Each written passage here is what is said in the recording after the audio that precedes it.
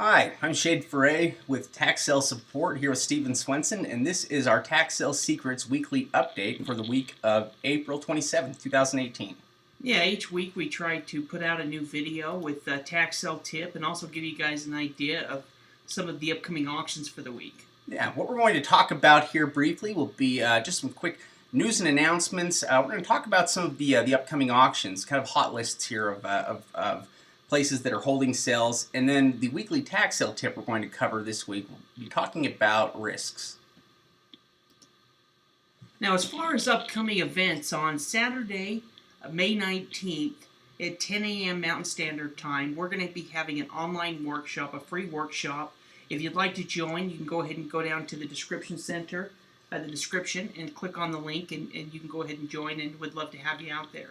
Yeah, you can also, if you're interested in a personal 3-day boot camp or coaching program, you can let us know as well by going to Tax Sale Support or using the links below. Now, there is a ton of auctions coming up over the next month. I mean, our auction calendar is just chock full, so we really can only get part of the auctions. We want to let you guys know, coming up on April 30th, Monday, Anchorage, Alaska, and Spotsylvania, Virginia will be holding auctions. And then starting May 1st, there's really going to be a ton of auctions going on. Georgia and Texas will both be having their auctions. Troy County, New York, Gloucester County, Virginia, and then starting on May 1st, that's when the Florida tax lien auctions are going to be happening.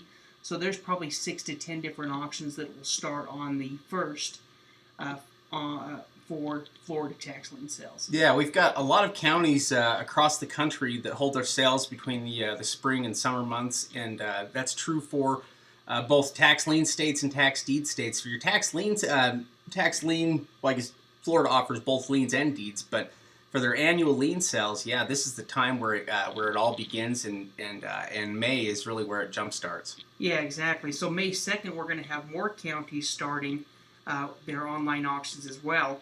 Elizabeth County, New Jersey. Then there's also some deed sales with Citrus County, Florida. And then Arkansas has auctions going on as well, taking place there live.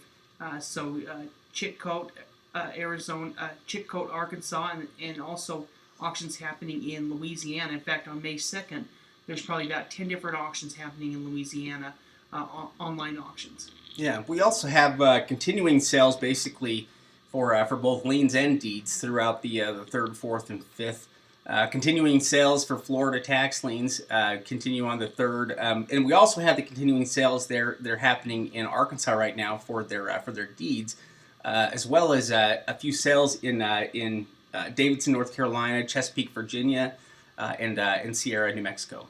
Yeah, exactly. And on the 4th, there's 2 auctions happening in California.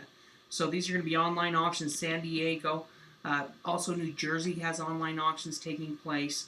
And then to finish out the 7th, again, more Florida tax lien auctions will start, more New Jersey auctions, more online tax deed auctions, and then North Carolina has some sales as well. Yeah, so tons and tons of opportunities coming up here with upcoming auctions. And so with that in mind, let's talk for a second about tax sale risks. What exactly are the risks of tax sale investing? What should you be watching out for? What is truly a risk to you? Because is it possible to lose money tax sale investing? Absolutely. We've seen people do it plenty of times before. It's like any other investment. You can screw up and make mistakes, and it's not impossible to lose money. In fact, going in with that premise is a good way to lose money. But at the same time, though, avoiding that and picking out good properties is relatively simple. So let's talk for a second about what it is that we can do to avoid risks. Yeah, and we'll go through and talk about all the specific basic things we watch for. But when we're looking at property, me and Shade have said for years, the most important thing we look for is property use, meaning that we can use the property, that it has use and property value. And so as we're looking at property, those are the 2 most important things that we're going to be looking at. Yeah, they seem like simple characteristics, but at the same time, though, they're also the most important characteristics that a property has. Is its use and its overall value, and oftentimes, its value is determined by its potential use. And so, when we're talking about either with tax liens or deeds, land that has no use or value, we're talking about property that literally is not worth anything. Which in county terms could mean it has an assessed value of $500 or $1,000, whatever the real value is there. It's not enough to make up for what the lien amount is going to be. Yeah, and these could be weird shaped lots. Essentially, any type of lot that's no longer buildable, can't be built upon, really isn't going to have a use for us, regardless if there's some value on it or not.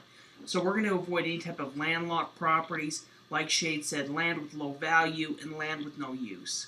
Yeah, something else just to take note of here is if you're looking at over-the-counter deeds, it's not uncommon for counties to change the assessed price on property that's county held because it prevents them from paying property taxes on it. So they basically just bring the assessed value down to zero, even though the property's not actually worth zero. They just do that for tax purposes. So it's important to look at the property, and if it seems to have use but it doesn't have any value and it's over-the-counter county held, go and look into the historical value of the property to see what it was worth before the county took possession of it. Yeah, I think that's a good point. Another thing that we're going to look at, and this is really going to pertain to tax lien investing, is called underwater roll-up or roll-up. And really the roll-up refers to any other tax liens issued against the property. So when we're buying tax liens, we're buying a tax lien for just that 1 year. There may be additional tax liens on the property, and to foreclose on the property, we're going to have to pay off any of those additional tax liens. And so what happens if a property gets many tax liens on it, eventually that'll make the amount of the back taxes more than it's worth to essentially foreclose on the property. Yeah, and when you have a lot of money that's owed on these properties, the risk of buying a lien against the property is if it doesn't redeem, then your only real recourse is to foreclose on the property. But it's not worth foreclosing on the property if it's going to cost you X number of dollars to foreclose, and the property is worth less than that. That's essentially what an underwater property is when it comes to the roll-up, is a property that's not worth foreclosing on due to the amounts that are asked to do so. Yeah, exactly. Another thing that we can watch out for is bankruptcy. Essentially, bankruptcy is something that you're not going to come across very often. Most of the counties will pull any tax liens or deeds like that if it does have a bankruptcy before the auction. And so if a bankruptcy does happen, usually a bankruptcy is only going to happen after you've already purchased the lien. And if it does happen, 99% of the time, your money is going to get paid back. Now, what may happen is the court may put that on a payment program. So instead of, let's say you buy a $1,000 lien, instead of getting that $1,000 back, you may get 5 checks of $200 over the next 6 months. Yeah, in fact, I think it's 100% of the tax liens really with the bankruptcy will still get paid back here at some point. But yeah, the county may have it stop accruing interest, so they just pay back the initial amount. But no matter what, your money's safe. Even if a bankruptcy were to occur with a tax lien, you're still going to get your money back. And we generally don't have to worry about bankruptcy with tax deeds because if there's anything involving a bankruptcy, it happens before the property's foreclosed on and becomes a deed. And so by the time a deed is created, basically, it's too late for any kind of a bankruptcy. Yeah, and if a bankruptcy comes up after the foreclosure, during the foreclosure, then they'll just take it off the list and work with the bankruptcy court. And if it doesn't work, then they'll just relist it the next auction. Yeah, so essentially bankruptcy is really not a risk at all when I think you really look at how it all works. Emotional bidding is probably a much bigger risk, especially for those that are participating with auctions. And the reason for that is because it's how auctions succeed. It's how they operate. They depend on you becoming emotionally involved with the process and taking emotional ownership over properties before you've actually purchased them. That's how they get people to bid up the price and bid up beyond what they would even like to invest. Yeah, exactly. We've seen this, in many auctions across the country that we've attended where people have got emotionally involved and they end up paying more than they should. And so, when it comes to avoiding this isn't something that's going to be on the property. This is something that we have to control. And so by setting preset limits where we know exactly what we're going to bid to, that's going to avoid us making this mistake. Yeah, basic due diligence will help you avoid making a lot of the emotional mistakes. Another potential risk are easements.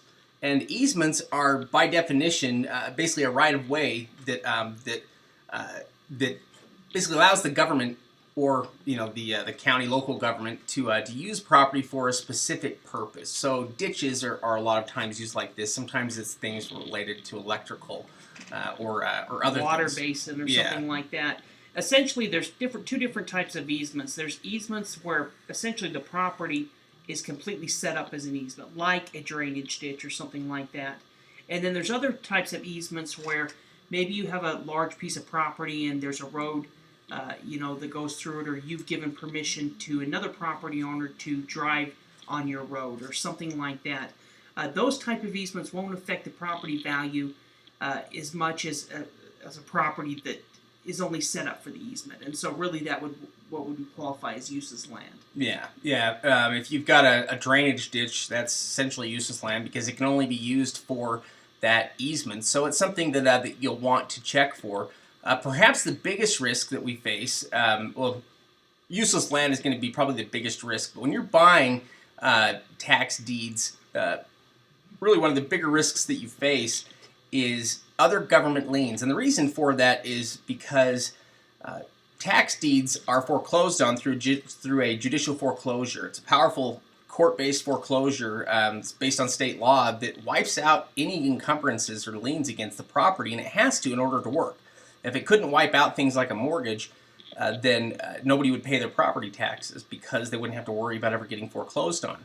So this first position lien will wipe out any kind of encumbrance or lien against the property with the exception of other first position liens or other government liens essentially. So it can't wipe out another government lien, meaning that if the county has a deed for sale and the local municipality issued liens against the property for cutting the grass, then that lien can still be existent and valid even with the selling of the deed. So you could buy the deed and it still has these liens against it placed by the municipality. These are the things we need to avoid essentially, and that we can check in on with some basic due diligence. Yeah, that's a good point. As far as environmental issues, this isn't something that you're going to come across very often. This is usually going to be something like a commercial property, maybe like a gas station with an old underground gas tank. But if you do have concerns and you are looking at commercial or industrial property that we have concerns with, we can always check out to see if the property has any type of environmental issues on the EPA website. So, yeah, and you can check that out on there based on locations of known sites with environmental hazards. And yeah, probably a good idea if you're looking at commercial or industrial. For most residential stuff, it's not going to matter. Personal liability is a potential risk for tax deed investors, those who are acquiring land.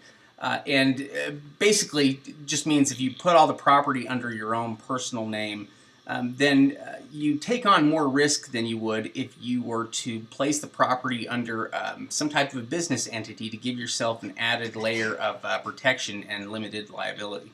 Yeah, especially as your buying power increases and as you're purchasing more and more property, it's going to make sense to protect yourself. And so, many investors will start out doing a couple of deals in their own name. That's not going to be a problem. But as you build that business up, it's definitely something you want to be protected with. Yeah, and the tax benefits alone of doing it under a business entity and running it like a business are worth it. So it's crazy not to do that at some point anyway.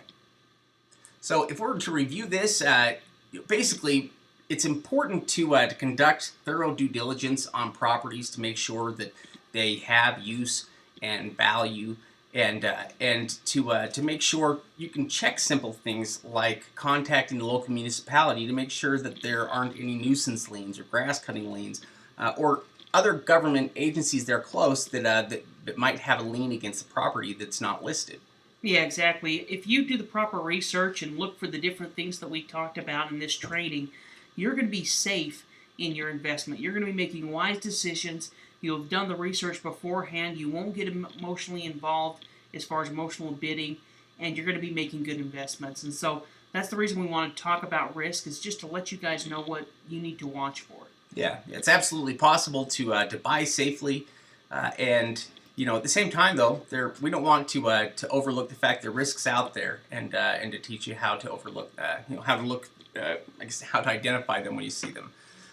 Thanks for joining us here for this weekly update. If you'd like more information, you can check out the links below, or you can go to taxsalesupport.com. Yes, definitely. We appreciate you watching this. Go ahead and like the video. That helps us out. And subscribe, and we'll look forward to putting out a new video again next week.